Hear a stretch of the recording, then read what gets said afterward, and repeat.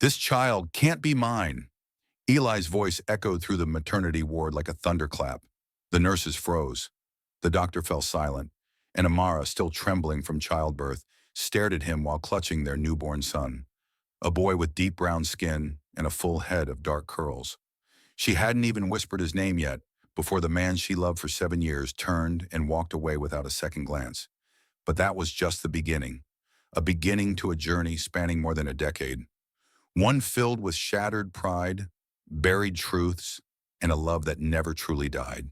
Amara was a mixed-race woman born in Georgia, with light brown skin and sharp features inherited from her French-African lineage. When she met Eli, a white electrical engineer working in Atlanta, their connection was instant, electric. They married despite murmurs of disapproval from Eli's conservative family. Life was peaceful until the birth of their son, Ezra. Ezra's complexion was noticeably darker than either parent. Eli's face twisted in disbelief as he stared at the child. Amara, exhausted and emotional, tried to explain. "It's genetic. My grandfather was Nigerian. These traits can skip generations." But Eli was already spiraling into doubt.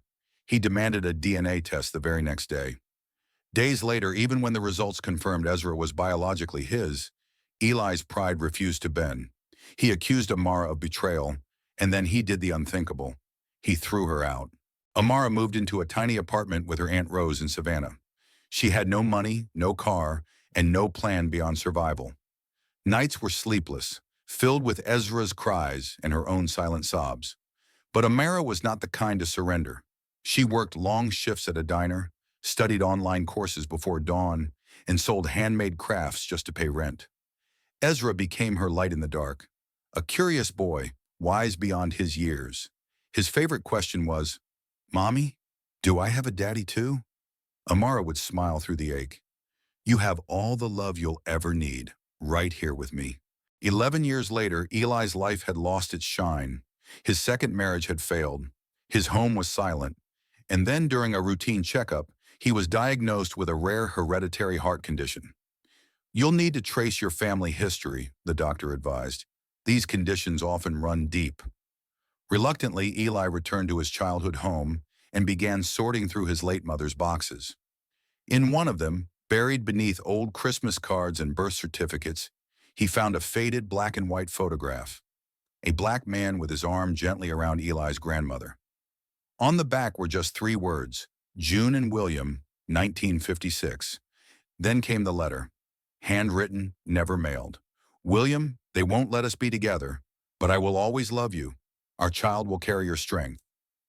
Eli's hands trembled. William wasn't just a friend, he was Eli's grandfather, which meant Ezra's complexion wasn't foreign, it was his legacy. Haunted by guilt, Eli set out to find Amara. A friend, Nriera, a local journalist, helped him track her down through school enrollment records. She was living in Savannah. Ezra, now 11, was a scholarship student at a private school. Eli showed up on parent-teacher night. Amara froze when she saw him standing in the hallway. "What are you doing here?" she asked, her voice trembling. "I was wrong," he said simply, "about everything." He told her everything. The photo, the letter, the diagnosis, and the shame. She stood in stunned silence. "Do you have any idea what you did to us?"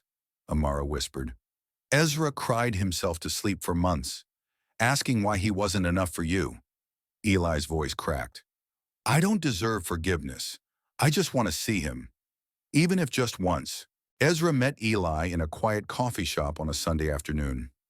Amara sat nearby, silent but watching. Ezra studied the man sitting across from him. The man who left. The man who now looked older, sadder, human. "Why now?" Ezra asked, his voice calm but sharp. "Because I was stupid," Eli admitted. "Because I believed lies I didn't understand. Because I was scared of what I didn't know." Ezra paused, then replied, "I'm not sure I can ever call you Dad, but I do want to know where I come from." What followed wasn't instant healing. It was awkward, hesitant, full of pauses and unspoken questions. But Eli returned every week, sometimes to drop off a book Ezra might like, sometimes just to sit quietly during basketball practice. He didn't try to buy love. He simply showed up. Ezra began opening up slowly.